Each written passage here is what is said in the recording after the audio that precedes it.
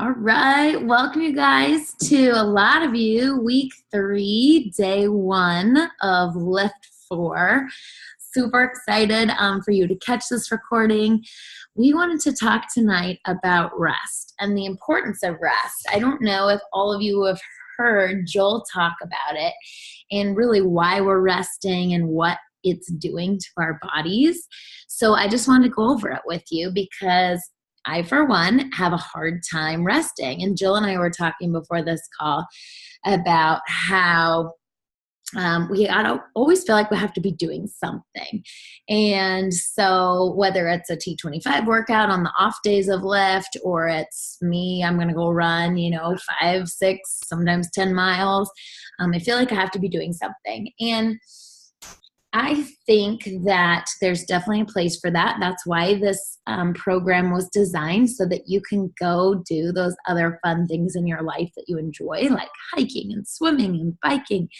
But as Joel says, please do not be doing any high intensity interval training, weightlifting on those rest days.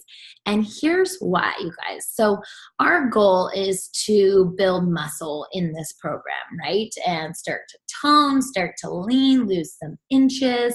Our scales might go up as we do that. So keep that in mind, because your fat is going to be converting into muscle. So muscle weighs more than fat does. It's a lot denser. So keep that in mind with the scale. But number one, your body only builds muscle tissue when you're not weight training. So simply put, you build muscle while you're sleeping, actually not while you're at the gym or not while you're in your living room lifting weights. So if you weight train and you don't get enough sleep, or you're training too often, it can oftentimes become nearly impossible to even build muscle. Here's another way that becomes impossible to build muscle. If you go do long or short, high intensity cardio in that time, your body's going to start breaking down the muscle and using that as fuel as well. So everything that you've been doing to build it, you're kind of negating it with a lot of those other workouts. So we just want you to be super careful, be so conscious about what you're doing on those off days.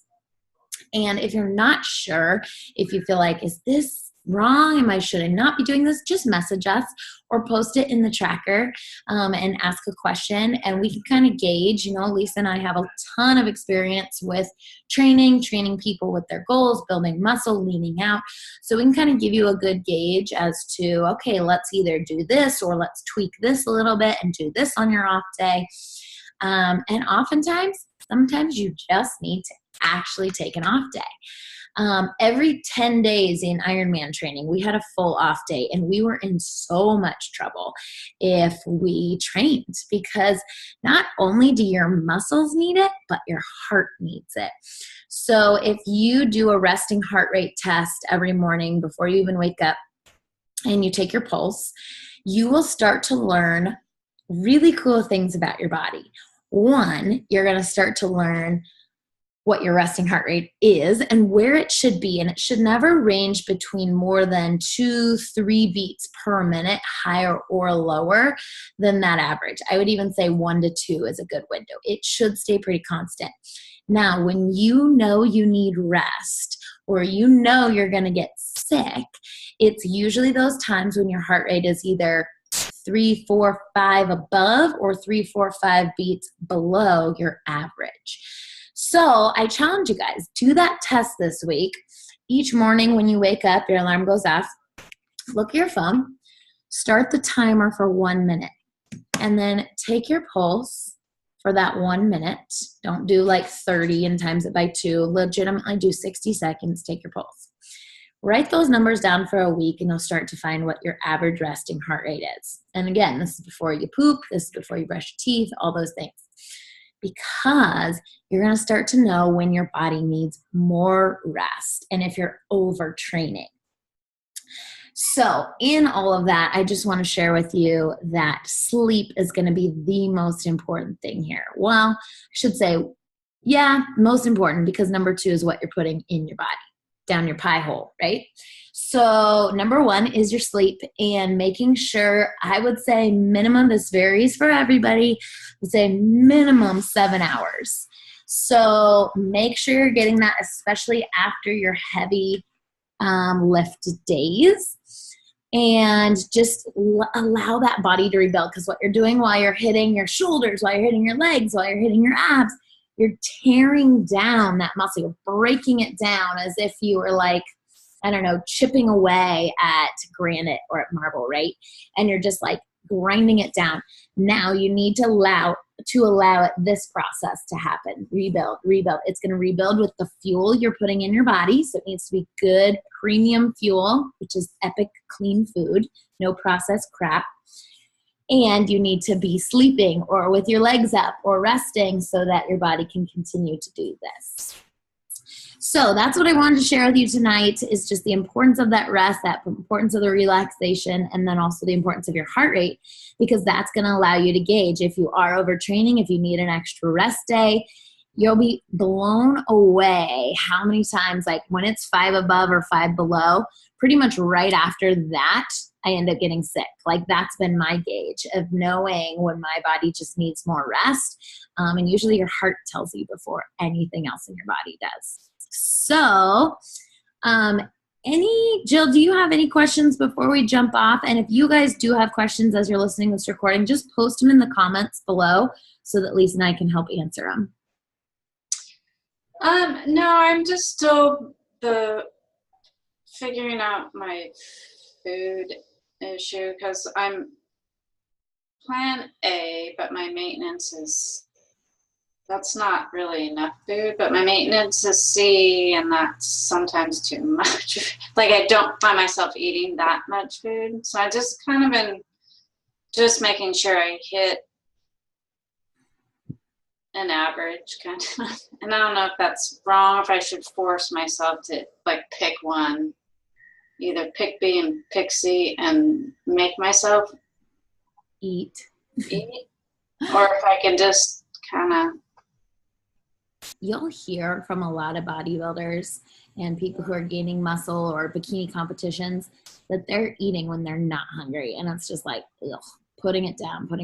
But I think if you talk to Joel, he would share, eat when you're hungry. And he was really against the whole like time nutrition and fasting and intermittent fasting, because he's like, you wake up, if you're hungry, you eat. And when you go to bed, don't eat right before bed, but have your dinner, let it settle, go to bed. And so you're eating in the windows that you're awake. And I think he would tell you, if you're hungry, eat. It's your body, and your body's changing right now. So you're going to go through weeks where you're building a lot of muscle. You're going to go through weeks where maybe you're not building as much. So you might be hungrier certain weeks. So you're going to really hit that C level. And other weeks where you're like, yeah, it felt fine today and I'm okay. And I think that's okay too, is just listen. Number one, you know your body, and you've lived with it for how many years. When it needs something and when it doesn't. So I would say stick to that. I think you're doing a really good job. Yeah, I mean, I sort of do the time thing like around workouts, because I know I need fuel. Right now I'm not working, so it's easier for me to eat and work out and not have to, shove food down because I'm getting home from work and have to work out. So it's 2 more weeks of that. So then I'll have to be organized, but yeah. Summer's almost over. Oh, crazy. But that's okay. I'm kind of ready. Yeah. Oh, cool. And then my other thing was the recover and recharge. Sometimes I feel like I don't, like on the off days when I do something more mellow, I don't really feel like I need that. Should I still do recharge at night, or should I do those things even though? I'm the same way. When I'm just having a super easy day, I don't feel the need to do it, because I don't feel like my muscles broke down to the point where they need that extra boost in order to kind of like replenish myself. I think I typically go on, am I going to be sore tomorrow from that workout? If the answer is yes, then I'm doing it. If the answer is no, then I'm probably not. You know, that opinion will probably vary depending on who you talk to. And obviously, I think Joel even says, even on your off days, you know, if you did a moderate workout, like still have it. I would go up based on intensity of your workout. If you're going on a walk, nah. Okay. But yeah, if you're running, if you're doing T25, if you're doing Insanity, heck yeah, big time. Because that just took away a rest day and added in a hard workout day. And now really you're going to need to recover so that your muscles have that like almost extra boost so that you can hit weights on the next day, which is lift. Right. Yeah. Okay. Cool. Yeah. Well, if you have more questions, feel free to type them in. I think that's awesome. And thank you so much for jumping on.